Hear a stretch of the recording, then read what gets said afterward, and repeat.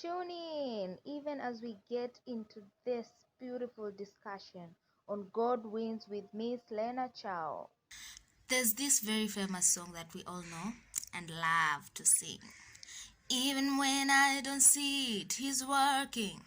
Even when I don't feel it, He's working. He never stops working. He never stops working. Even when I don't see it, He's working. Even when I don't feel it, He's working. He never stops working. He never stops working.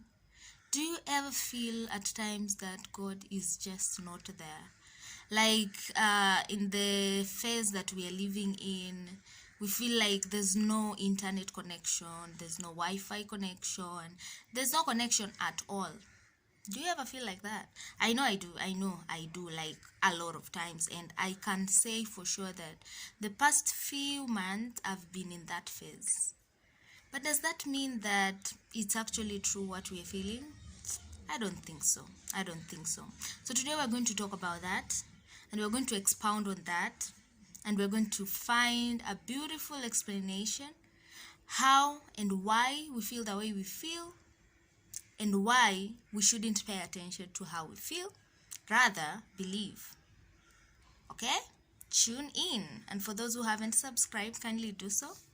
And for those who have, let's continue growing this family of Godwins with Miss Lena Chow, even as we continue to explore the greatness and the faithfulness of our God and Savior Jesus Christ. I will see you. Consider giving this video a thumbs up and subscribe for those who haven't subscribed, and for those who have, God bless this family. Welcome back, welcome back, welcome back. Are we excited? I know I am excited. Why am I excited? Because I am assured of this, that even when I don't feel it, even when I don't see it, He is at work in my life. Can you believe that? You should, because it's true. There's a lot we don't see that happens in the spiritual realm, and it's for our own good, trust me.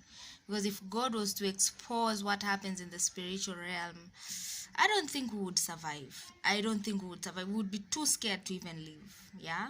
So let's thank God for His beauty and depth in loving us in ways we cannot even begin to comprehend, understand, or even imagine, because we wouldn't even think that it was God thinking about us when He decided not to expose the spiritual affairs to us. Most of the time we'd think that it would be fun to actually know how the spiritual realm works, or what is happening behind the scenes as we are busy praying and stuff.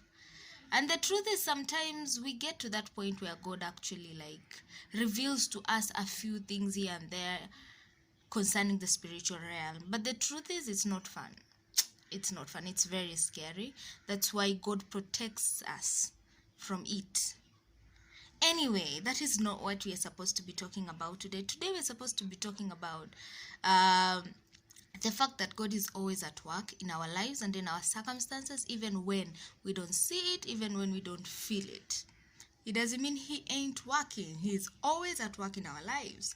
As it is said in the word, He never sleeps, He never slumbers. He's always at work in our lives.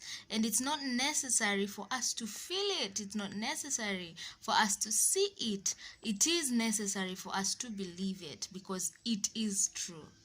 Okay? Faith is a substance of things not seen. Believing in things that we haven't seen yet. And that is the whole concept of believing and trusting without necessarily seeing or feeling it, because that is what faith is all about, and we are all about faith, right? So I'm going to talk about the same story that I talked about in one of the videos, 1 Samuel chapter 5. This is the place where the Ark of the Covenant of God was taken captive by the Philistines, and in their head they thought, woo, we have defeated the Israelites once and for all. We have their Ark.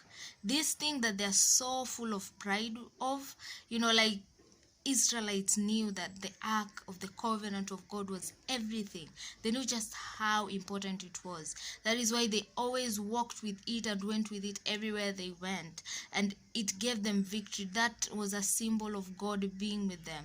So when the Philistines got hold of it, they thought, well, they don't have anything anymore to, like, brag about. We got it, yeah. So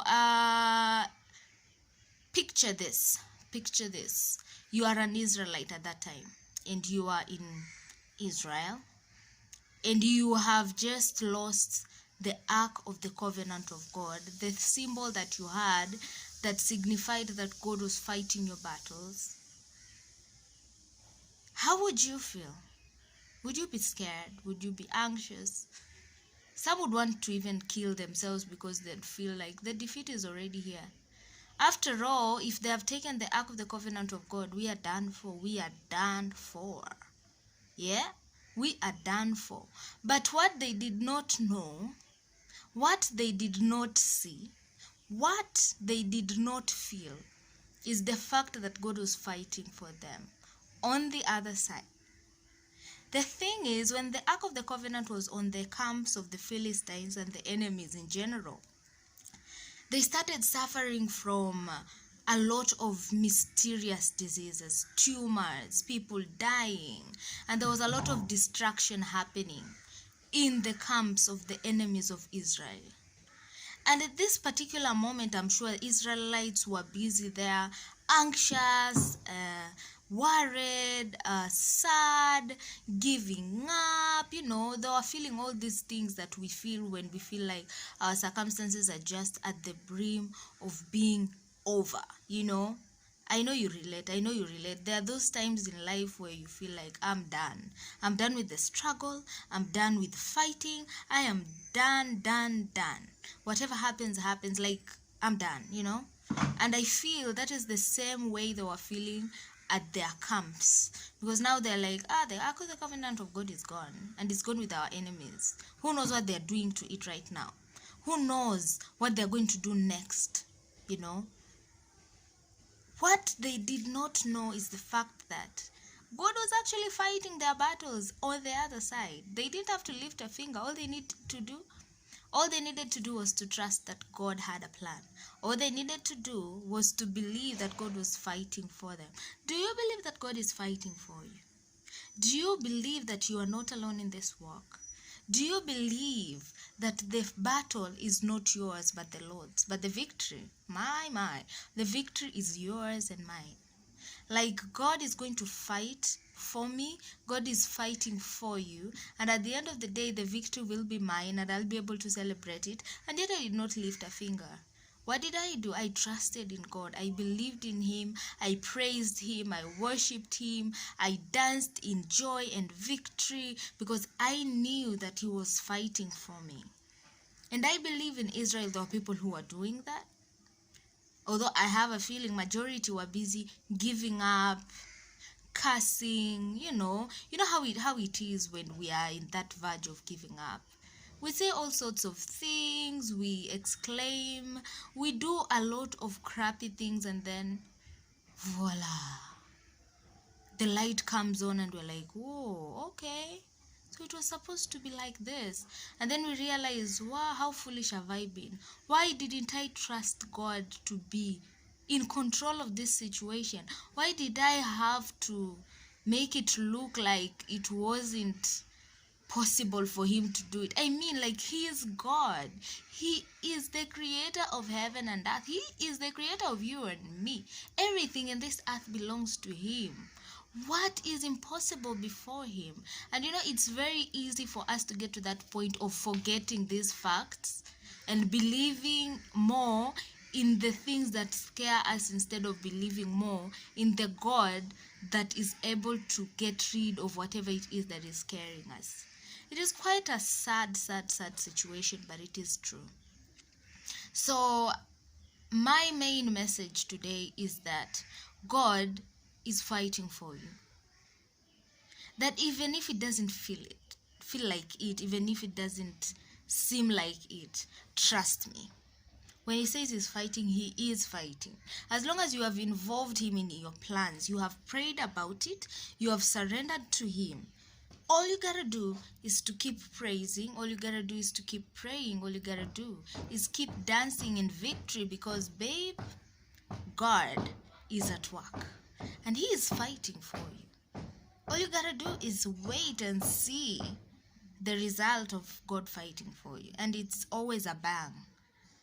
It's always a bang, and it always catches us by surprise and overwhelms us to a point of being mushy and all sad, in a good way, not sad per se, but emotional.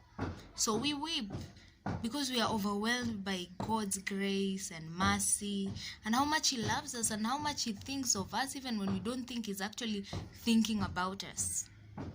So my encouragement to you, go read 1 Samuel chapter 5 and see just how much disaster came upon the enemies of the Israelites when they thought that they had defeated the Israelites.